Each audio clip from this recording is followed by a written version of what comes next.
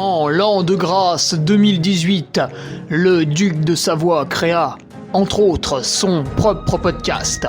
Celui-là même. Depuis, il perdure, traversant le temps comme une épée à deux mains traverse les côtes d'un pourceau. Car, fatigué d'entendre la même soupe servie, encore et encore par de vils faquins sur de fades et disgracieuses vidéos YouTube, il dut innover. Proposant sa parole, parfois grossière, parfois téméraire quelque peu, incisive mais toujours issue d'un vécu, le duc, sur un format plus ou moins long que lui seul décide, en tant que monarque, traite dans son infinie bonté d'une questionnette qui te taraude. Car il est comme ça, notre duc, humaniste, amoureux du vivant, la main sur le cœur, il veille sur son duché. Puisses-tu, ici, passer un bon moment assis en tailleur au coin du feu ou cavalant sur ton fidèle destrier vers de nouvelles aventures. Pose donc cette hallebarde, débarrasse-toi de ton home et nettoie les taches de sang de ce visiteur qui, troublant ta quiétude, s'est vu embrasser le mur afin de savourer pleinement la divine parole. Paix sur terre, mon ami, et allons-y!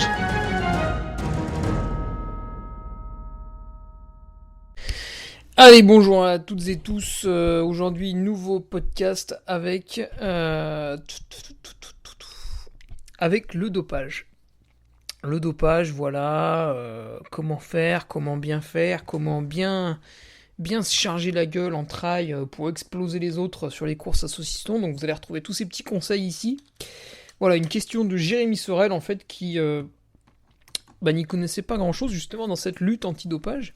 Et qui se demande si elle existe en trail, voilà, comment ça se passe un petit peu, si on a un petit peu de la chaudière, tu vois, comme les personnes un peu mythiques en cyclisme, hein, voilà, en fait, bon, souvent on les récupère du cyclisme. Et on va dépioter un petit peu tout ça, Jérémy, avec plaisir. D'abord, quelques news.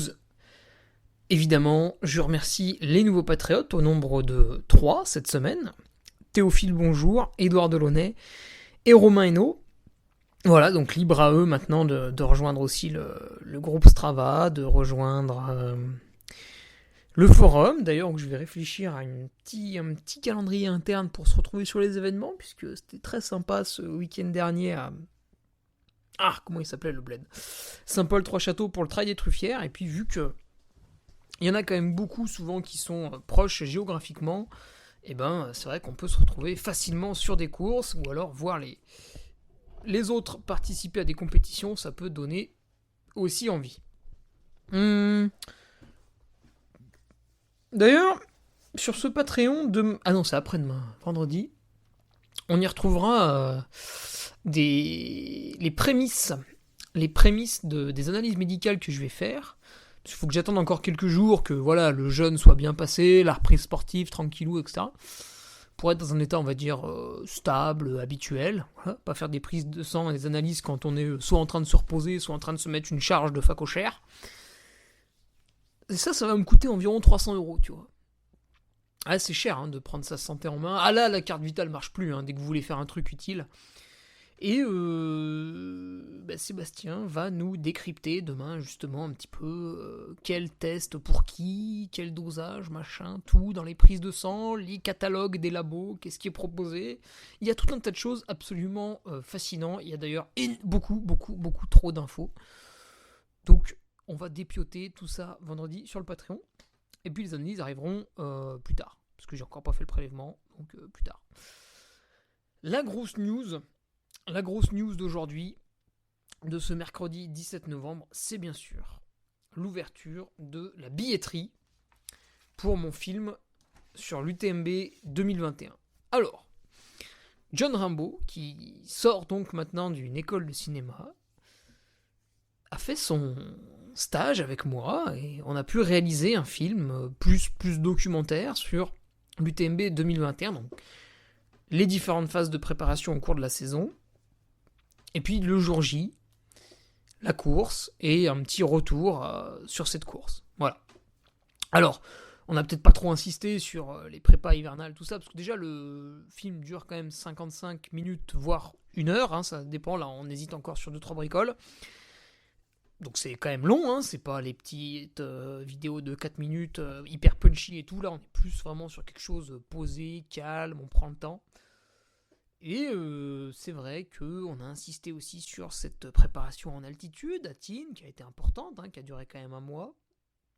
Donc voilà. Le film dure 1 heure.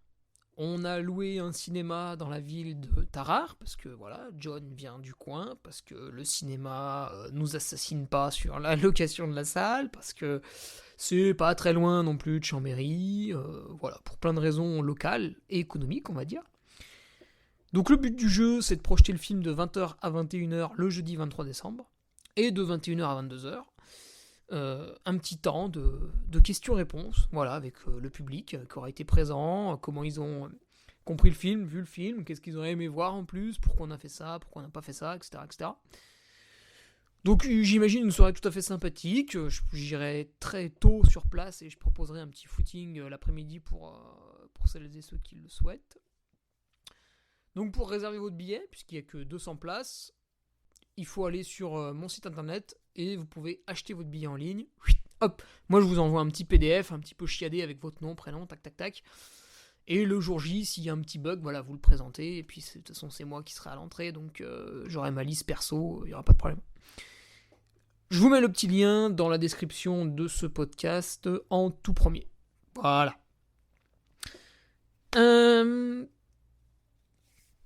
Pas d'autres infos a priori, on reste en stand-by sur les courses de l'UTMB, on attend la suite. Bon, je suis quasiment certain de mon calendrier pour 2022, mais j'attends de voir quelques courses. Voilà, est-ce que ça passe by UTMB ou pas? Si ça passe by UTMB, est-ce que j'y vais, etc., etc. Encore, j'ai envie de dire, ouais, allez, 3 questions. Pour être tout à fait honnête avec vous, je me pose 3 questions sur 3 courses. À voir. Alors, le dopage dans le trail, sujet absolument fascinant. Moi, j'ai l'impression que ça vous excite dès que vous voyez le mot dopage. Hein, la plèbe est là. Waouh. C'est 3 fois rien, hein, du dopage. Vous êtes enrhumé. Vous allez prendre. Comment il s'appelle ce truc là? Ah oui, voilà. Vous êtes enrhumé. Vous allez à la pharmacie. Vous achetez Actifed jour et nuit. Paf! Vous êtes dopé. Voilà, ça y est, vous êtes devenu une chaudière. Ça y est, vous avez en vous de la pseudo-éphédrine. Et oui, de l'EPO. Bravo, bien la chaudière, bien. Ouh, vilain. Voilà, c'est en vente libre. Il suffit de le demander à votre pharmacien. Il va vous vendre de l'Actifed jour et nuit sans aucun problème. Donc en fait, le dopage, bah voilà, on y est vite hein, quand on fait pas attention. C'est ce qui était arrivé à Aurélien Collet en VTT, qui avait voulu soigner son genou. Je sais plus ce qu'il avait acheté. Je crois qu'il avait acheté le médicament Ginkor. Et malheureusement, il y a de la cortisone, il me semble, dans ce médicament. Je crois que c'est ça le problème, qu'il avait valu un contrôle positif. C'était arrivé également à Sylvain Georges, quand il était professionnel en cyclisme. Ça, c'est assez con, ça, parce que du coup, vous avez un contrôle positif qui vous colle à l'image, et en fait, si personne ne prend le temps de creuser votre histoire, vous êtes traîné dans la boue, alors que finalement, voilà, vous avez pris un truc pour soigner une tendinite. Et à aucun moment, vous avez volé quelqu'un d'autre. C'est pour ça qu'en fait, il y a, je sais pas moi, 1000 formes de dopage différents. Vous avez le gros salopard qui va faire une cure de microdose d'EPO en s'armant d'un ou deux médecins pour bien contrôler que ce soit pas visible, mais que ça augmente aussi les perfs. Et vous avez le mec qui, malheureusement, un jour, va prendre un médicament dans une pharmacie pour se soigner, sans lire la notice et sans demander au pharmacien si c'est dopant. Ça a été également le cas de Christelle de Waal, donc on a toute son histoire qui a été retracée dans Point de côté. C'est d'ailleurs elle-même qui le raconte, hein, donc elle est droite dans ses bottes, c'est assez intéressant à lire. Et on comprend vite que dans la panique, alors elle était sur les championnats d'Europe ou du monde de course en montagne, voilà, bref. Elle est tombée malade, je me souviens plus exactement de la maladie, mais c'était relativement handicapant, et il n'y avait plus le médicament qu'elle avait l'habitude de prendre, donc elle a pris un dérivé qui ressemblait, et puis manque de bol, il y avait je crois dedans de l'heptaminol, alors en plus double manque de bol, l'heptaminol vous fait devenir positif sur une prise de sang, mais en fait ça améliore rien dans les performances, donc il est un petit peu interdit pour rien celui-là. Alors que vous avez d'autres médicaments, comme le tramadol, qui n'est pas du tout interdit. Par contre, le tramadol, c'est vachement sympa parce que ça annule la douleur. En fait, le tramadol, c'est entre Doliprane et la morphine.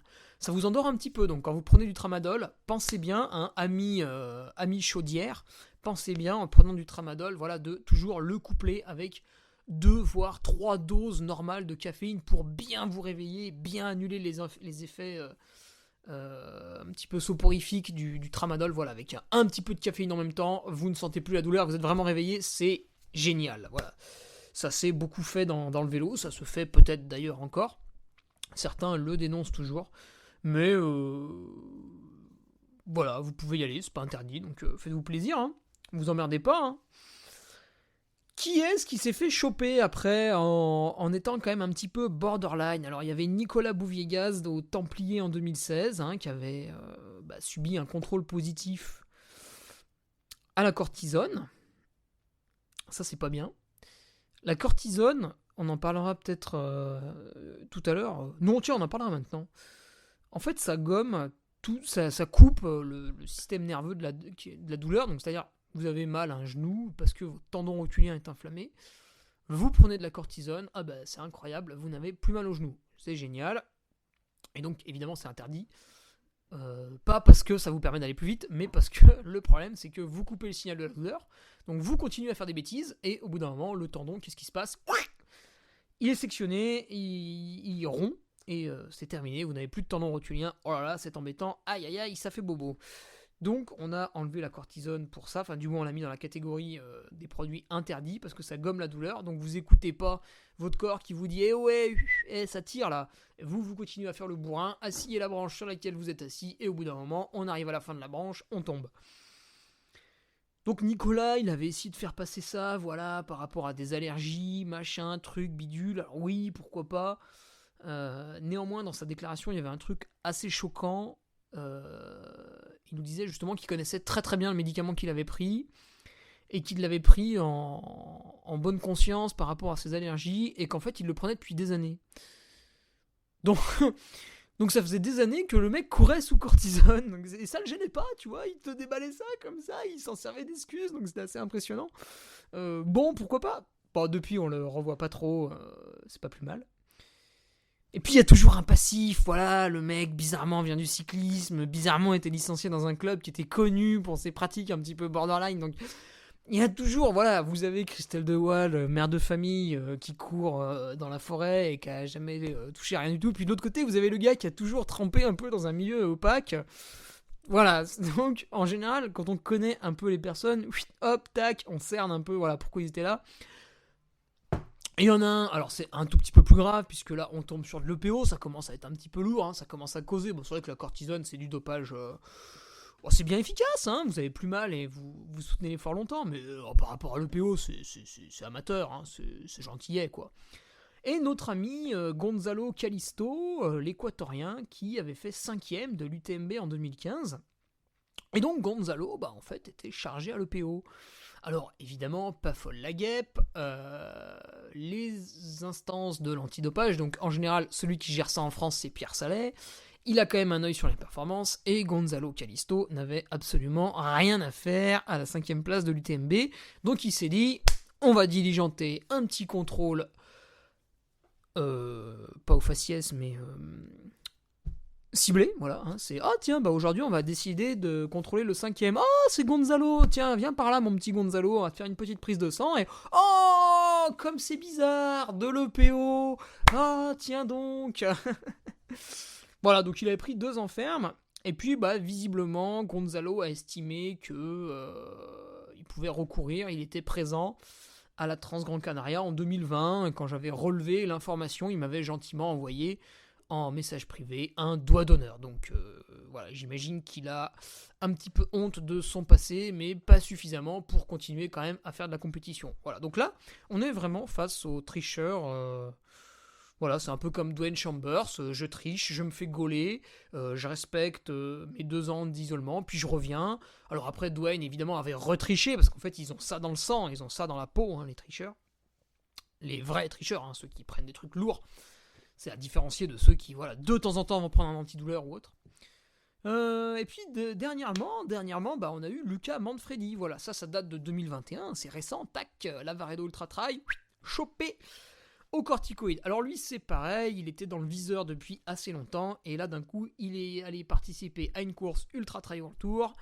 Mon petit, on en profite pour venir te faire un petit contrôle. Alors, il a peut-être été informé en temps et en heure, il a choisi de se retirer de la compétition. Manque de bol, on l'a contrôlé quand même, et ça n'a pas raté, il était positif au corticoïde. Merci, au revoir. Alors Lucas, en plus, là on est quand même sur une très très belle récidive, puisque lui aussi vient du vélo, comme par hasard. Et en fait, il s'était fait prendre en vélo. Donc là, on n'est même plus sur de la suspicion, on est sur des faits avérés, sur des compétitions de cyclosportifs amateurs. Donc là, vraiment, voilà, dans la catégorie je triche pour rien. Voilà, vous avez Luca Manfredi, il est présent. Lève la main, ouais, c'est bon, c'est toi. Il est petit, hein, donc faut qu'il lève la main pour bien qu'on le voit. Et cette année, bah ouais, contrôle positif au corticoïde lors du Lavaredo Ultra Trail, hein, ma foi. Donc ensuite, ça peut jeter un discrédit sur toutes ses performances, parce que si vous regardez Luca Manfredi, en fait, vous prenez ses performances ITRA, et vous voyez qu'il a été mauvais sur toutes les grandes courses. Il a bizarrement évité les podiums et les top 5. Et par contre, il a été énorme sur des courses à saucisson, donc il a une deuxième place en Italie derrière Franco Collet, qui, bon, lui, il n'a jamais été attrapé, mais quand on lit le livre de Patrick Boire, on se rend compte que ce monsieur, ça le gêne pas trop de se faire tracter par des gens en trail, donc bon, de là à dire qu'il va prendre des médicaments pour pas avoir mal aux jambes, il n'y a qu'un pas, que je ne franchirai pas, mais tout de même, vous pouvez le faire chez vous.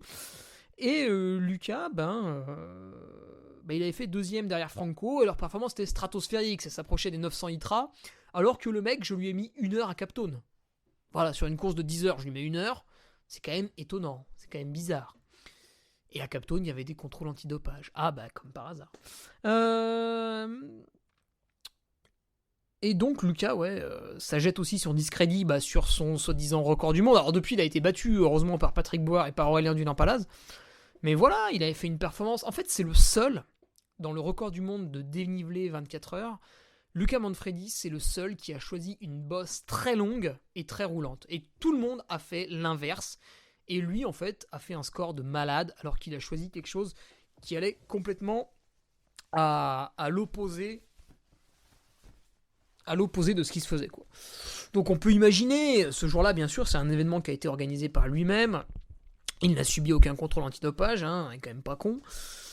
Donc là, on peut supposer qu'il a pris des trucs aussi. Hein. C'est facile quand vous allez sur des courses à saucisson, vous savez qu'il n'y a pas de contrôle. Qu'est-ce que j'avais noté aussi ? Bon, là, je vous ai balancé quelques noms que j'avais vu passer comme ça, mais si vous fouillez, et je vous encourage à vous procurer les numéros du magazine Sport et Vie, c'est absolument fascinant. Vous avez les 4 dernières pages, c'est une rubrique qui s'appelle « Sur le front du dopage ». Et là, vous allez voir, tous les sports sont touchés, du plus pourri au plus médiatique. Alors, évidemment, j'y reviendrai en petite conclusion de ce podcast, hein, plus on a de l'argent, plus c'est facile de tricher. Bon, ça marche dans tous les domaines. Hein. Donc, sur le front du dopage, dans la rubrique Sport et Vie, là, vous allez vous régaler. Alors, à chaque fois, les mecs ont des excuses absolument génialissimes. Alors, eux, ils peuvent violer, tuer devant le commissaire. Ils auront toutes les excuses du monde. Ils sont très, très, très, très forts. Parfois c'est gros, mais bon, ça passe quand même. Je vous rappelle quand même le steak au clenbutérol de Alberto Contador. Bon, c'était fabuleux. Il y avait toute son équipe et puis peut-être même d'autres qui ont mangé à l'hôtel. Puis il n'y a que lui qui est tombé sur un steak contaminé. Putain, quand même, le hasard, c'est fou. C'est fou ce hasard. Petit témoignage personnel sur la cortisone. Alors, vous avez très probablement, durant votre enfance ou votre adolescence, enfin, voire même maintenant, plus tard, été soigné à la cortisone pour un truc. Parce que la cortisone, c'est pas mal, ça... Alors, je m'y connais pas trop, il faudrait peut-être que j'interviewe, il y a un médecin qui est très intéressant sur Chambéry qui connaît bien ça, et justement, dans le sport. Je me le note, tiens. Il faudrait que je vois avec cette personne si on a un peu d'eau à amener au moulin.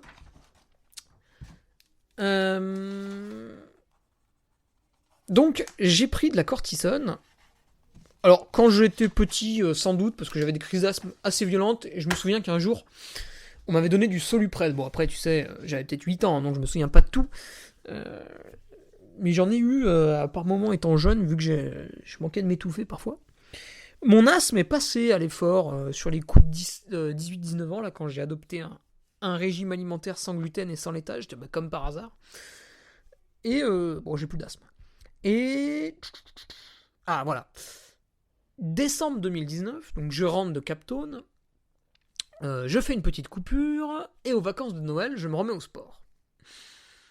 Je me remets au sport dans l'objectif de venir participer au Madère Ultra Trail en 2020. Donc voilà, je reprends fin décembre calmement, l'objectif est fin avril. Et je tombe malade. Alors je m'enrhume, mes sinus se bouchent, un petit peu de fièvre, etc.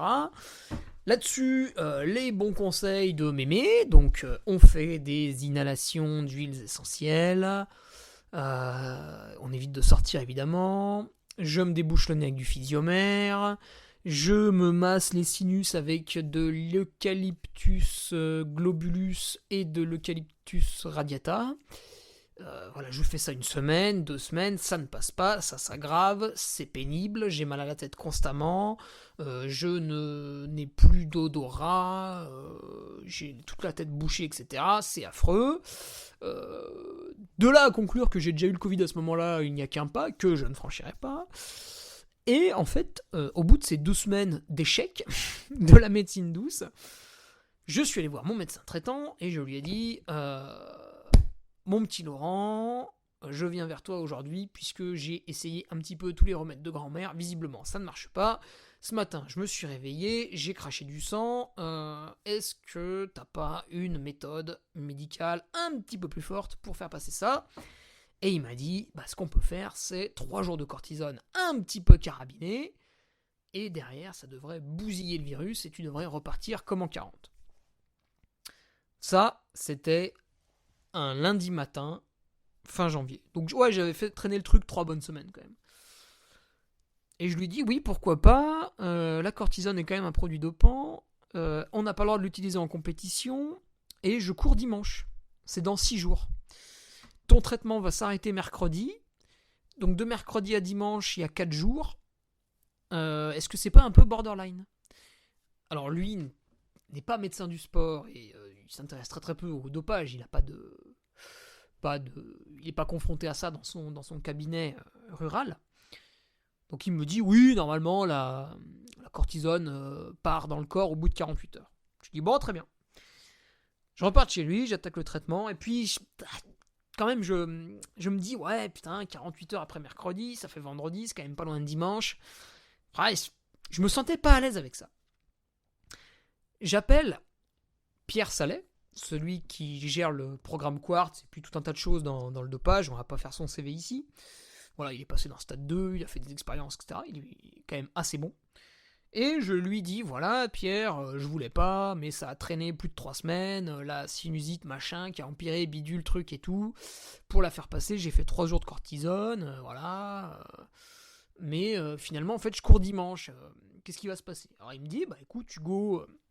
suivant ton profil, la cortisone peut être partie dans ton sang comme elle ne pourra être partie que lundi ou mardi.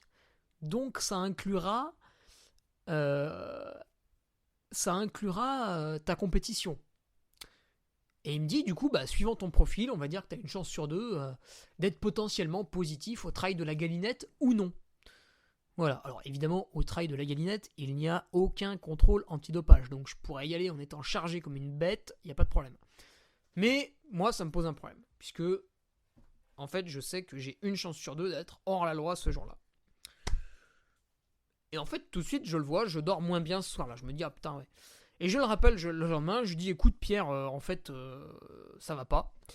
Donc je vais pas faire la course dimanche, tu vois. Comme ça, on se pose pas de questions. Je vais pas faire la course dimanche. Ma prochaine course, elle est dans 1 mois. Pas de problème. Et là, en fait, la réponse de Pierre est extrêmement simple. Il m'a dit, c'est cette phrase que j'attendais. Voilà. En fait, le gars, sans me le dire, m'a un petit peu jaugé, il m'a un petit peu testé. Il m'a donné les tenants et les aboutissants de mon traitement médical. Et il attendait de voir ma réaction. Et ma réaction a été de ne pas me présenter à la compétition. Donc ça, c'est pour vous dire, en fait, pour vous amener à l'anecdote sur la cortisone, ses effets, J'ai pris un traitement sur 3 jours, de lundi matin à mercredi midi, parce que la cortisone ça vous excite, donc faut pas la prendre le soir. Du lundi au mercredi. Alors, il faut replacer aussi le truc dans son contexte. J'avais fait ma reprise et je m'étais un petit peu entraîné avant, donc j'arrivais non pas dans un pic de forme, mais quand même, je commençais à courir pas trop mal. Et du coup, je me suis dit, putain, c'est quand même dommage. Avec mon entraîneur, on avait prévu une course ce week-end, et du coup, je peux pas la faire parce que il y a peut-être de la cortisone dans mon sang, donc c'est irrespectueux vis-à-vis des autres participants. Mais on avait prévu de se faire la guerre, donc c'est quand même dommage. Du coup, ce que j'ai fait le ravitailleur sur la galinette, et en fait, la veille, je me suis fait une course tout seul, dans la forêt, à la maison. Alors, qu'est-ce que j'ai fait ? Je suis allé dans une montée que je connais bien, qui fait 100 mètres de dénivelé, au-dessus de l'église de Méry, dans le Malpassant. Je pars de ce qu'on appelle, pour les connaisseurs, l'arbre à chaise, qui est au croisement à 440 mètres d'altitude, et je monte à l'autre croisement avec la piste forestière à 540 mètres d'altitude. Je me suis dit, je vais faire 3000 mètres de dénivelé, positif et négatif là-dedans, en faisant des allers-retours. Donc ça fait 103 mètres, donc 29 allers-retours. Je suis parti assez vite, pour faire un gros temps dans la première heure, et la première heure, je l'ai passé avec un peu plus de 1000 mètres de dénivelé positif et négatif. Et là, je me suis dit, putain, je suis allé un peu vite, je vais commencer à faiblir. Et en fait, ce qui s'est passé, c'est que j'ai jamais faibli. Donc, c'est-à-dire qu'avec la cortisone, je n'ai pas pu augmenter mes performances dans le sens où j'allais pas plus vite que d'habitude. Par contre, j'ai jamais réellement été fatigué. Voilà. Et donc, en moins de 2h50, j'avais fait 3000 mètres de dénivelé aller-retour. Alors, il y a d'autres gens, hein, c'est pas non plus une performance hors du commun. Par exemple, Benoît Gandolfi a réalisé ça en 3 minutes de moins que moi. Mais lui est quand même un peu plus spécialiste, hein. Il était l'an passé sur le podium du kilomètre vertical au championnat de France, etc. Donc voilà, tout ça pour vous dire que j'avais beau être en forme et avoir programmé une course ce week-end-là, la cortisone, je pense, quand même, m'a aidé à soutenir l'effort. Alors que j'étais plus sous traitement, hein. Vous vous rendez compte ? Donc, voilà, méfiance, c'est pas les corticoïdes, c'est quand même un produit qui va vraiment aider à l'effort. Alors, évidemment, c'est débile. Ça va aussi vous bousiller les articulations, tout ça, parce que vous sentez pas la douleur. Donc, c'est pas interdit pour rien. Voilà. Donc, maintenant, pour répondre aussi à Jérémy Sorel sur le dopage dans le trail, donc il demandait s'il y avait quelques gens, voilà, ça a été cité, pêle-mêle. Il me demandait aussi si j'avais des suspicions par rapport à d'autres personnes. Alors, évidemment, on ne peut pas donner des noms en disant « je pense qu'un tel est dopé, je pense qu'un tel est dopé, etc.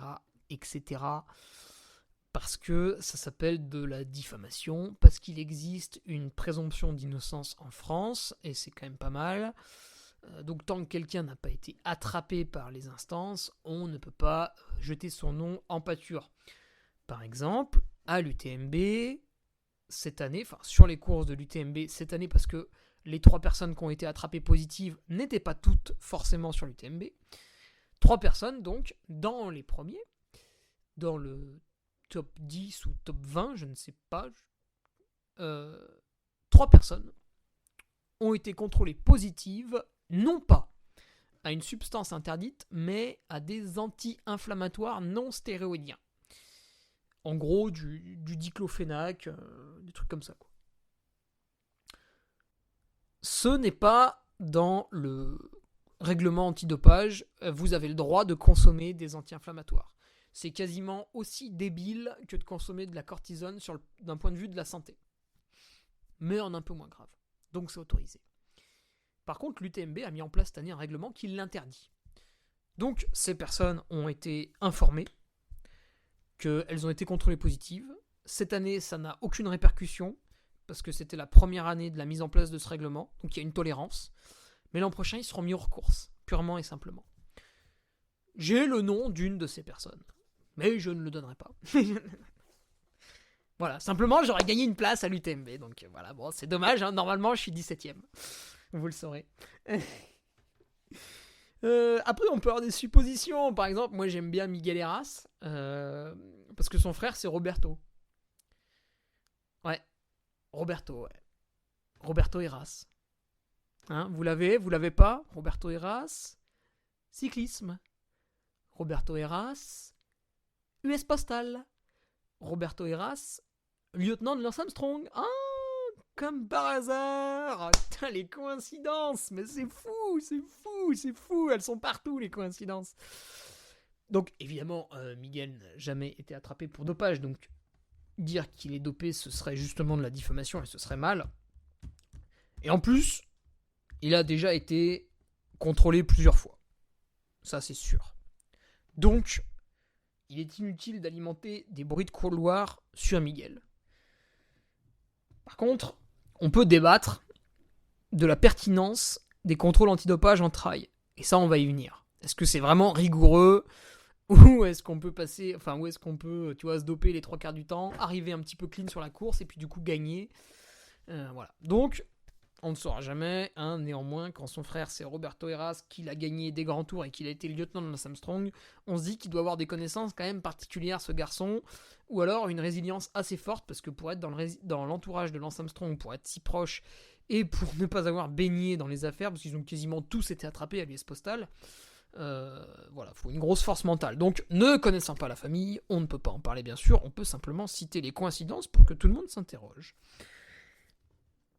Ensuite, ce qui est intéressant, c'est de parler de l'organisation justement des contrôles. Comment les contourner, comment bien se charger toute l'année et arriver clean sur une course. Alors, il y a quand même très peu de chances que vous soyez contrôlé en trail. Il y a des contrôles qui ont lieu sur les courses labellisées FFA, donc les courses qui appartiennent au Trail Tour National. En 2018, sur le Trail de Faverges, ils ont par exemple contrôlé les 5 premiers hommes, les 5 premières femmes. C'était une course sans réel plateau de favoris, donc les gens ont été contrôlés, voilà, ça les a un petit peu étonnés, puisque là on était quand même purement dans le milieu amateur. Bon, voilà, on contrôle les 5 premiers. Écoutez, pourquoi pas, c'est très bien, c'est très très bien. Après, il faut savoir que pourquoi les organisations elles contrôlent pas les gens sur le niveau du dopage, c'est que ça coûte extrêmement cher. Ça coûte un bras. Et l'organisateur, en fait, il est déjà en train de rogner sur le prix du t-shirt finisher, hein, il le prend en Chine le moins cher possible. Il est en train de rogner sur le repas à métro, voilà, pour que ce soit le moins cher possible également. Il demande sans arrêt à ses prestataires de revoir leurs tarifs à la baisse. Enfin bon, évidemment, pas tous, mais je caricature. Mais l'organisateur, en général, il est rarement là à distribuer du pognon à droite à gauche. Donc quand vous lui dites en plus qu'il va falloir débourser 2000 balles pour un test antidopage, le mec qui vous regarde avec des yeux grands comme ça, il lui dit « Non mais ça va pas là, t'es marteau toi ». Donc on ne peut pas en vouloir aux organisateurs. Moi par exemple, au niveau Lérovard, jamais de la vie je ne vais diligenter un contrôle antidopage parce que j'ai pas le budget pour. Hein. Là déjà les 2 dernières années on a remboursé les cours à 100%. On a un trou dans la trésorerie qui a pris 2 gros points dans le fion. C'est pas pour continuer avec des mesures antidopage. On n'a pas le budget. Ou alors, si les coureurs, au lieu de payer cette année le dossard sera à 43 €, voilà, on passe le dossard à 55 € et là, pas de problème. On peut faire des contrôles au hasard et tout. Pas de souci. Après, sur les gros événements, évidemment, c'est mis en place parce qu'à ce moment-là, il y a quand même une crédibilité à apporter à l'épreuve. Donc pour les Golden Trail Series, il y a pas mal d'argent en jeu en plus, enfin pas mal. Par rapport à d'autres sports, ça fait rire, hein, c'est même pas de l'argent de poche. Mais c'est peut-être là où il y en a le plus dans le trail. Donc il y a 2 niveaux de lutte antidopage, puisque les Golden Trail Series sont des quartz events. Selon le niveau, hein, si c'est vraiment élevé ou un petit peu secondaire de lutte antidopage, on va contrôler juste avant le départ les 10 meilleurs quotitras par exemple. Et puis si ensuite ils font un podium, on peut les recontrôler pour que on voit s'il n'y a pas eu de variation, etc. Ou on peut les contrôler une semaine avant, enfin un truc comme ça. Bref, les meilleurs quotitras vont être sollicités, voilà, une dizaine de personnes, hommes et dames, sur les Golden Trail Series. Donc là c'est pas mal. C'est pas mal du tout, et en plus vu que c'est un quartz event, évidemment vous allez avoir des petits contrôles aléatoires. Quand un athlète va pointer le bout de son nez dans le top 5 alors qu'on l'a jamais vu avant dans le top 20, hop, petite prise de sang et c'est réglé. Exemple encore avec moi, à la TDS 2016, je fais une 4e place après avoir été 2e tout le long derrière Pau Capel. J'étais jusqu'alors inconnu sur Ultra et puis j'avais eu 2-3 résultats en 2015, mais enfin bon, ça cassait pas la baraque non plus. Qu'est-ce qui s'est passé ? Je passe la ligne. Bonjour monsieur Ferrari, veuillez me suivre s'il vous plaît. Je suis votre chaperon. Nous allons faire un test antidopage urinaire et sanguin. Voilà, merci, bonsoir. Bon, évidemment, j'étais clean. Et mon petit Pao Capel aussi, hein, parce qu'il a subi... bon, lui, il était un peu chochotte, il a tourné de l'œil, mais il a subi aussi le contrôle urinaire et sanguin, ce jour-là. TDS 2016. Donc sur l'UTMB, maintenant, il contrôle le top 5 sur toutes les courses. Et il contrôle certains élites avant le départ. Donc ça, c'est au gré du vent. Voilà. Mais encore une fois, le contrôle aléatoire n'existe pas. En fait, il est déguisé et il est ciblé parce qu'on sait que machin ou machin ont des variations de performance un petit peu suspectes et on se dit tiens, hop, petite prise de sang pour s'en assurer. Donc, voilà. Sur les courses de l'UTMB, un petit peu sur les Golden Trail Series, on a un contrôle antidopage qui, le jour J, est pas trop mal. Est-ce que, justement, ce contrôle antidopage est un point bloquant pour les organisations qui veulent devenir Event by UTMB ? C'est possible. Parce qu'on va demander à des courses qui ne faisaient pas de contrôle antidopage de faire des contrôles antidopage. Et il y a un budget. C'est toujours pareil. L'argent régule le monde. Si vous voulez comprendre le monde, regardez où va l'argent. Il part de qui ? Il va à qui ? Quelles sont les quantités mises en jeu ? Et vous comprendrez bien des choses. Les Templiers n'ont pas fait de contrôle antidopage cette année. Bon, pourquoi pas ? Mais on ne peut pas leur enlever qu'ils en ont fait de nombreux les autres années. Voilà, c'est juste un peu dommage d'avoir oublié de les faire en 2021. Bon, après, je pourrais faire un erratum hein, si finalement il y en avait eu, mais ceux qui ont fait des podiums m'ont dit que non. Donc, pas de contrôle antidopage aux Templiers 2021. Par contre, en tout cas, ce que je peux vous dire, c'est qu'en 2015, ils étaient bel et bien présents et les Templiers ont fait les choses en grand, puisqu'ils ne contrôlaient pas seulement la grande course où il y a tous les favoris, ils ont contrôlé aussi les autres courses. Et les 3 premiers de l'intégrale des courses ont été contrôlés. Alors malheureusement, ça n'était pas sanguin, c'était seulement urinaire, donc on va pas trouver grand-chose. Mais au moins, ça avait le mérite d'être là et de calmer les ardeurs de tout un chacun. Donc moi, j'avais été contrôlé en tant que vainqueur de l'intégrale des courses. Et le deuxième, Romuald de Pape, et le troisième, Sébastien Dos Santos, avaient également été contrôlés. Nous étions tous les 3 clean. Mais ça, c'est un peu privé, c'est au bon vouloir de l'organisateur, et encore une fois, voilà, ça coûte du pognon, on peut pas leur en vouloir, c'est quand même difficile d'organiser, enfin surtout maintenant après le Covid. Donc laissons un petit peu les organisations tranquilles, penchons-nous sur la FLD, l'Agence française de lutte antidopage. Et là, dans le trail, vous n'avez aucun athlète qui intègre le système Adams. Alors le système Adams, qu'est-ce que c'est pour ceux qui connaissent pas trop ? C'est très connu en cyclisme, c'est l'horreur. Le cycliste professionnel est automatiquement fiché dans ce système Adams et doit remplir un emploi du temps en disant tous les jours où est-ce qu'il est. C'est-à-dire, et je ne sais plus combien de temps à l'avance, mais c'est quand même assez chronophage, il va sur un fichier Excel qui représente son emploi du temps, admettons, et le lundi, il met qu'il est libre à tel endroit de 8h à 9h. Le mardi, il indique qu'il est libre à tel endroit de 16h à 17h, etc., etc., etc. Il doit obligatoirement donner 1 heure libre et précise chaque jour pour être susceptible d'être contrôlé. Et là, ça rigole pas du tout. Mon ami Jérémy Bescon, qui a été coureur cycliste à la Cofidis pendant 2 ans, donc malheureusement, il n'a pas été conservé parce que toxoplasmose, parce que malade, parce que du coup, peu de résultats, etc. etc. C'est dommage. Mais il avait subi un contrôle antidopage diligenté par la FLD, lié au système Adams. Et lui, en fait, il s'était pas embêté. Il vivait chez ses parents à l'époque, en montagne, à plus de 1000 mètres d'altitude, dans un cul-de-sac, au fin fond de... très très loin, quoi. Vraiment un truc difficile d'accès. Hein. Je suis allé 2-3 fois chez lui, voilà, pour manger une petite crêpe, pour partir en stage au soleil, etc. C'était des gens très sympathiques.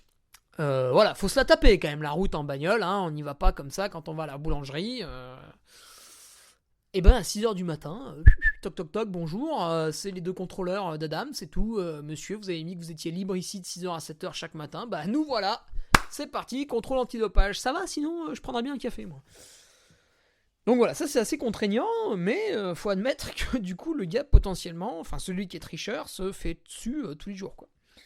Parce qu'on est censé savoir où il est. Et en trail, personne dans le système Adams. Donc, le contrôle inopiné en trail n'existe pas. Admettons que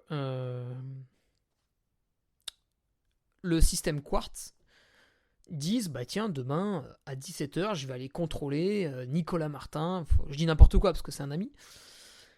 Demain, je vais contrôler Nicolas Martin chez lui. Voilà, c'est un contrôle aléatoire. Putain, il est pas prévenu, nickel. S'il se dope, on va le baiser. Ok, donc les mecs, hop, ils prennent la bagnole, ils vont chez Nico, tac, tac, tac. Et là, toc, toc, toc, ils sonnent à la porte. Imaginons que mon ami soit un tricheur, ce qui n'est pas le cas. Il ouvre le rideau, tac, il voit que c'est deux gros enfoirés de la lutte antidopage. Merde, ils vont me gauler. Qu'est-ce qu'il fait ? Bah, il leur ouvre pas. Et puis il dit qu'il n'était pas là. Et oui, puisque légalement, en fait, tant qu'on n'est pas dans le système Adams, on n'est pas tenu de donner son emploi du temps. Donc on peut être ailleurs. Voilà, il disait qu'il était à Intermarché en train de faire ses courses. Hop, ça règle la question. Donc, il n'y a pas de contrôle aléatoire tout au long de l'année. Alors, c'est pas tout à fait vrai, puisque si vous tombez dessus, ils peuvent quand même plus ou moins vous faire subir le contrôle. Du moins, si vous le refusez, ça va quand même vachement ternir votre réputation. Et ils sont pas trop bêtes. Quand l'équipe de France se rassemble pour faire un stage, en général, une fois sur deux, toc toc toc, bonjour messieurs, bonjour mesdames, contrôle antidopage, c'est parti. Donc voilà, il y a quand même un petit peu de contrôle sur les athlètes. Mais des vrais contrôles inopinés, bah malheureusement, pour l'instant, ça n'existe pas trop. Voilà.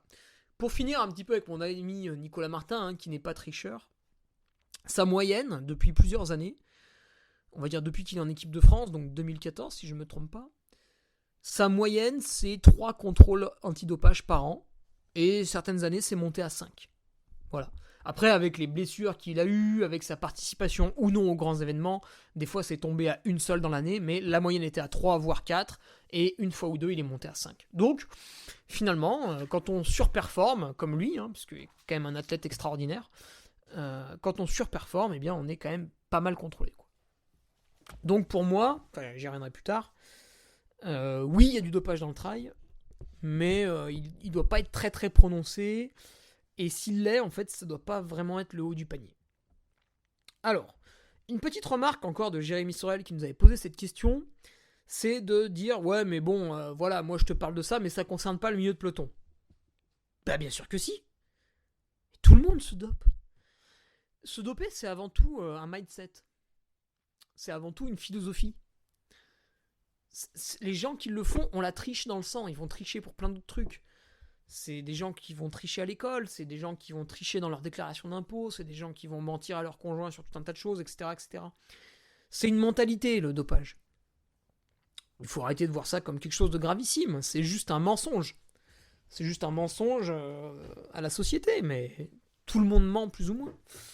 Et ceux qui mentent beaucoup, oui, c'est en général ces gens-là qui sont des dopés. Par exemple, peut-être que votre médecin traitant a pris des amphétamines pendant ses études pour réussir son concours. Bon, bah ça, personne n'en parle, mais ça existe. Par exemple, vous vous levez le matin, vous prenez un café pour vous réveiller. Bon, ça, c'est pas interdit. Mais il y a une démarche. J'adore ce débat. J'adore. Donc c'est pour ça qu'on est obligé de s'en tenir au règlement, parce que si on ne s'en tient pas au règlement, ça c'est autorisé donc je peux le faire, ça c'est pas autorisé donc je ne le fais pas, on tombe dans des débats sans fin, et au final, bah voilà, faut respecter la loi, point barre. Donc oui, le milieu de peloton triche, alors je ne peux pas l'affirmer, néanmoins, moi je suis speaker sur les arrivées, constamment tu vois des mecs arriver avec le camelback, dedans il y a des capsules qui pendent. Alors, peut-être que c'est juste un Vogalib pour le ventre, peut-être que c'est juste un Spasfon pour le ventre, peut-être que c'est juste un Doliprane pour finir la course en cas de courbature extrêmement prononcée dans les derniers kilomètres, peut-être que c'est des anti-inflammatoires, donc c'est un peu débile, mais c'est autorisé, c'est dangereux d'ailleurs aussi. Peut-être que c'est une capsule de magnésium, donc là c'est pas du tout du dopage. Peut-être que c'est un multivitaminé. Il m'arrive de prendre mes capsules de multivitaminé en course. Il m'arrive aussi de prendre du magnésium quand il fait très chaud. Il m'arrive de prendre des BCA. Et à chaque fois, c'est des petits cachets blancs. Donc c'est quand même difficile de les reconnaître. Donc voilà, c'est peut-être tout un tas de choses plus ou moins naturelles et autorisées. Mais à l'inverse, ça peut être des trucs de gros bâtards, comme du tramadol, comme etc., etc. Donc on saura jamais. Néanmoins, on constate que ce soit du premier au dernier, tout le monde a un petit peu sa pharmacie personnelle. Alors, est-ce que c'est bien? Est-ce que c'est mal? Encore une fois, pour en débattre, on est obligé de se fier à la loi. Qu'est-ce qui est autorisé? Qu'est-ce qui ne l'est pas? Sinon, je peux vous prendre en défaut sur absolument tout et je vais vous démontrer que avaler des légumes, c'est se doper. Voilà, donc me faites pas chier. C'est qu'est-ce qui est autorisé, qu'est-ce qui ne l'est pas, qui prévalue. Attention, dans le milieu de peloton, il y a cette philosophie de la triche. Par exemple, des fois, vous avez certaines courses qui interdisent les bâtons, pour tout un tas de raisons. Des gros mongols, des colos qui vont vous faire croire que les bâtons abîment le massif montagneux, donc ça c'est quand même assez drôle, parce qu'en général, il y a beaucoup de randonneurs qui ont des bâtons, ça pose pas de problème, mais si le mec court avec les bâtons, là, ça pose un problème. Donc on est sur une réflexion qui est aussi bonne que le gouvernement français sur la gestion du Covid. C'est-à-dire qu'un jour, le masque est inutile, puis le lendemain, c'est capital. Bon, bah là, c'est pareil. Un jour, le randonneur peut marcher avec ses bâtons. Le lendemain, un trailer passe. Bon, bah là, c'est... Attention, hein, il abîme tout. D'autant plus que le randonneur est plus lourd que le trailer. Donc, en général, il est un peu gras et tout. Donc bon... allez comprendre. Bref, un organisateur interdit les bâtons au départ. Évidemment, les premiers ne les prennent pas parce qu'on les voit. Mais... au milieu du peloton, vous avez des mecs qui sortent les bâtons du sac, ça ne leur pose aucun problème. Alors des fois, ils n'ont même pas lu le règlement, donc ils savent pas que c'est interdit. Autre chose, vous prenez les courses. Moi, je vais citer les Templiers parce que je l'ai vu. Aux Templiers, vous traversez la Roque Sainte-Marguerite à peu près à mi-course. C'est une grande route. On a envie de se ravitailler, mais c'est interdit. C'est un petit peu plus haut à la Salvage. La Salvage, c'est très compliqué pour les proches d'y aller en voiture. De 1 parce que c'est loin, de 2 parce que c'est une petite route, de 3 parce qu'il n'y a pas de place pour se garer. Ou presque pas. Eh bien, vous avez des coureurs qui du coup se ravitaillent avec leur famille à la Roque Sainte-Marguerite.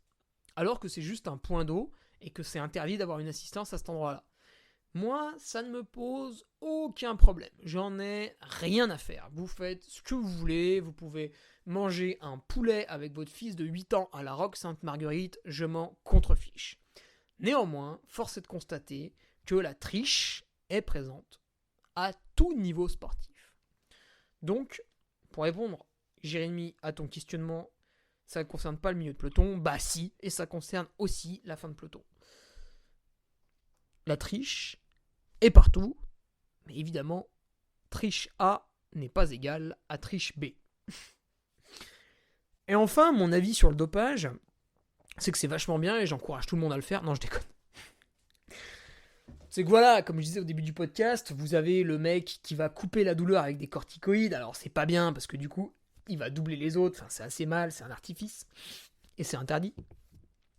Mais je différencie quand même cette personne du gros enfoiré qui lui va avoir une pratique dopante tout au long de l'année avec de la microdose de PO. Enfin après je suis pas un grand connaisseur, mais il y a aussi d'autres traitements, il y a plein de choses qui existent quand on se rapproche des médecins un peu scrupuleux. Donc voilà, quand vous êtes face à un cas de dopage, essayez de le ranger dans une case gros enfoiré ou petit magouilleur. Voilà, il y a tout un tas de nuances. Ne vous dites pas, lui, il a enfreint le règlement et c'est pour tout le monde la même sanction. Sinon, on fait pareil dans la justice. Ah bah lui, il a volé des œufs sur le marché, je suis dans l'état du Texas, bon, il y a la peine de mort, allez, on le pend. Ah bah lui, il a violé une fille, ah bah tiens, c'est la même peine, pendaison. Hop, voilà. Non, voilà, il y a un degré, il y a des nuances, il y a tout un tas de sanctions différentes, et il faut que dans votre tête, ce soit pareil, il faut que vous différenciez les tricheurs, il faut que vous mettiez tout en haut de l'échelle le gros poisson, et puis tout en bas celui qui a fait de la magouillette de comptoir. C'est pour ça que moi j'ai des amis qui ont aussi trempé un peu dans la magouille. Mais ça ne me gêne pas du tout de discuter avec eux de tout un tas de choses. Voilà, puis vous avez aussi des gens qui à un moment de leur vie ont fauté pour plusieurs raisons, ou des gens qui, comme Christelle de Waal, visiblement, pour avoir lu l'histoire et avoir côtoyé un peu la personne, moi j'ai envie de la croire. Donc voilà. Tout n'est pas tout noir ou tout blanc, pensez bien à appliquer des nuances, puisque c'est vrai que parfois on a un peu tendance à jeter en pâture, et c'est aussi la réaction disproportionnée que j'avais eue suite à l'annonce du cas positif de Nicolas Bouvier-Gaz au Templier 2016, en février 2017, alors bon j'étais jeune, j'avais 24 ans et demi, Je m'étais un petit peu excité sur les réseaux sociaux que je ne maîtrisais pas du tout à l'époque, et j'avais eu une réaction un petit peu disproportionnée par rapport à son annonce de cas positif. Je serais beaucoup plus mesuré aujourd'hui, même si pour moi, voilà, il l'a fait en connaissance de cause, il a été pris la main dans le sac, merci d'assumer la sanction, au revoir. Il a eu en tout cas la décence pour l'instant de ne pas vraiment revenir, et je pense que c'est profitable pour tous. Et puis, je conclurai par 2 choses. Pour moi, le dopage est proportionnel à l'argent, donc ne vous focalisez pas non plus trop sur le trail. Dites-vous bien que plus il y a d'argent, plus il y a de dopage. C'est assez simple à comprendre. Se doper, donc c'est avant tout une mentalité, mais c'est aussi une manière de gagner sa vie plus facilement. Donc vous vous doutez bien que quand on fait miroiter des contrats à plusieurs millions en foot, le mec qui a un petit peu mal au genou, on va vite lui donner ce qu'il faut pour qu'il ait plus mal au genou et qu'il continue à mettre des buts. D'accord ? Pareil, on est dans un match de grand championnat en foot. Il y a 0-0, on est à 5 minutes des temps de jeu. Est-ce que vous pensez vraiment qu'on va se dire, tiens, faut un petit bonus, tout ça ? Non, les enjeux financiers sont tellement énormes qu'on peut se permettre d'acheter un staff médical exprès pour ça. On peut se permettre de rincer un peu les instances antidopage. C'est toujours pareil. Le mec qui vous fait passer le contrôle, il a un prix, ce mec-là. 1 000 euros, il va pas les accepter. 10 000 euros, il va pas les accepter. 100 000 euros, il va peut-être pas les accepter. 1 million d'euros, il va peut-être commencer à réfléchir, tu vois. Imagine, je m'appelle Neymar, j'ai plusieurs millions sur mon compte en banque. Je me dope régulièrement parce que voilà, il faut que je sois performant et que je continue à engranger de l'argent. Un jour, j'ai un contrôle. Bon, en foot, il y a peu de chance, mais admettons, un jour, j'ai un contrôle. Je pisse dans le flacon, je sais pertinemment que je suis positif. Le gars, je lui fais, bon, écoute, machin, ce que tu vas faire, c'est que tu vas pisser à ma place dans le flocon, hein, et puis la Porsche qui est devant, là, je te file les clés, tu repars avec. Bon, je caricature, évidemment, ça se passe pas comme ça, mais vous avez compris l'idée. Quand vous avez un puissant qui a de l'argent, il peut magouiller un petit peu tout ce qu'il veut, hein. Donc le dopage est vraiment proportionnel à l'argent. Et en trail, il y a aussi trop de paramètres, c'est-à-dire que sur ultra, vous avez beau être très fort physiquement, si mentalement ça suit pas, si au niveau de la nutrition ça suit pas, s'il y a un problème de sommeil, ça part en couille et vous n'êtes pas performant. Donc vous êtes dopé pour être meilleur d'un point de vue physiologique, mais en fait vous avez des ampoules sous le pied droit et vous devez quand même abandonner. C'est bête, hein. Mon exemple, je ne me suis pas dopé. Mais mon exemple, c'est que cet été, j'ai eu une pratique dopante. Dans le sens où je suis allé réaliser un stage en altitude à Tignes durant 1 mois. Ce stage avait clairement pour but d'augmenter mes paramètres physiologiques. Et en plus, j'ai réussi, puisque j'ai augmenté mes valeurs sanguines, enfin hématocrite, hémoglobine et toutes ces conneries-là, là. J'ai augmenté ces valeurs de 15%. C'est énorme, j'ai très très bien réagi à l'altitude. En général, quelqu'un qui réagit vraiment bien à l'altitude, c'est 10%. Voilà, moi j'ai encore dépassé ça. Et j'ai eu un gain au niveau de mon cardio, le sang, la taille des globules, le transport de l'oxygène, patati patata. J'ai eu un gain de quasiment 15%. Donc, au niveau cardio, au niveau du souffle, j'étais énorme. J'ai réalisé la montée du délai vrai. Dans le groupe de tête, j'ai vu Daen transpirer un petit peu, je l'ai entendu souffler. Pareil pour tous les autres concurrents. À la limite, les 2 personnes qui m'ont paru aussi faciles que moi, c'est Aurélien Dunant-Palaz et Jim Wamsley. Aurélien, il fait 2e pour sa première expérience sur UTMB, c'est énorme. Et Jim, bon, il fait du gym. Tous les autres étaient un petit peu en souffrance, plus ou moins, évidemment, mais François Den, encore une fois, était marqué. Dans la montée du délai vrai, à mon avis, il était moins en aisance que moi. Alors après, lui, il a son expérience, il a son rythme, il a ceci, il a cela, puis il avait surtout la hard rock dans les pattes, ce qui fait que derrière, il a conservé la même allure quand le petit Ferrari a échoué. Alors pourquoi le petit Ferrari a échoué ? Parce que d'un point de vue cardio, il était boosté, il était fort, il était beau, grand, voilà, j'étais dans la réussite. Mais d'un point de vue musculaire, non. D'un point de vue musculaire, ça n'allait pas, parce que les performances cardiaques que j'ai développées en 1 mois grâce au stage d'altitude, les muscles, ils n'ont pas suivi. Les muscles ne se développent pas en 1 mois, ils ont besoin de beaucoup plus de temps. Et d'ailleurs, donc en fait j'étais bon en niveau cardio, mais musculaire ça n'a pas tenu et du coup j'ai pas pu courir correctement jusqu'à la fin. Donc le petit Ferrari, au lieu d'accompagner Daen jusqu'au bout, il est retourné à la cuisine et il a fini 18ème. Enfin 17 si on enlève la personne qui n'a pas trop respecté le règlement UTMB devant moi. Donc voilà, ouais, mon exemple. sur Tignes, hein, vous boostez un seul paramètre, ça ne suffit pas à booster tous les autres. Pour ceux qui veulent plus de décryptage de comment j'ai réussi à me faire ce cardio de porc à Tignes, j'ai fait un podcast journalier sur mon Patreon. Donc encore une raison de plus de s'abonner à ce Patreon qui va continuer à grandir, à grossir au fur et à mesure du temps. Puisque je le rappelle, mon objectif là cet hiver c'est d'essayer de développer, ça va encore partir en couille, ça va finir sur une application, pour avoir un calendrier qui tourne entre les patriotes pour se retrouver sur des événements, pour de l'émulation, etc. Parce que vous avez peut-être, alors là c'est fini sur le dopage Jérémy, tu peux bâcher, j'ai fini là-dessus. Vous avez peut-être ce problème autour de chez vous. Donc moi évidemment je fais du sport depuis 15 ans autour de Chambéry, donc je connais quand même pas mal de monde, mais peut-être que vous êtes chez vous, puis vous êtes un peu le seul sportif du coin, enfin du moins vous le pensez. Strava a permis de rapprocher les gens avec les classements, il y a un machin qui prend mon com, truc bidule qui le prend, etc., etc. Je regarde le classement, tiens je découvre que lui c'est un sportif du coin, etc. Donc Strava a un petit peu créé de la rencontre aussi, mais néanmoins certains restent très isolés. Et donc sur le forum, les gens se retrouvent et finalement, on s'aperçoit que il y a un patriote qui habite pas loin, puis tiens, il a un petit peu les mêmes goûts que nous en termes de trail, il aime la moyenne distance, il aime la longue distance, il aime la courte distance, il aime les parcours techniques, il aime les parcours roulants, et puis tiens, cette course je la connaissais pas, il l'a mis à son calendrier, c'est vachement intéressant. Donc voilà, on va essayer de recréer encore un peu plus de liens là-dedans. Bref, c'est dans les tuyaux, on va fignoler tout ça. Je vous dis à la semaine prochaine pour un podcast en duo. Là j'en ai 2 à faire en duo qui arrivent, ça va être génial. Sur le Patreon idem, on dépiote. Et puis le gros rendez-vous, encore une fois, ce sera le 23 décembre pour la diffusion de mon film sur l'UTMB, qui est sympathique, mais c'est plus un documentaire qu'autre chose. Et des petites questions-réponses pour se détendre juste avant d'aller manger une grosse dinde. Allez, je vous laisse là-dessus. À la semaine prochaine pour toutes et tous, le mercredi dans le podcast. Salut. Tu viens d'écouter le podcast du Duc de Savoie. Si tu souhaites approfondir avec de pertinents articles d'éminents spécialistes, rejoins le Patreon. Tu feras ainsi partie, en tant que fidèle patriote, de la très prestigieuse Duke Army.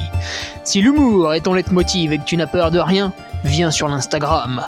Si tu veux espionner le Duc, car tu es vil et sournois, son Strava est également à ta disposition. Enfin, si tu es vieux, presque sénile et ou débute dans les réseaux sociaux, contente-toi de suivre sa divine page Facebook, les liens sont dans la description. Que Dieu te garde et à la semaine prochaine.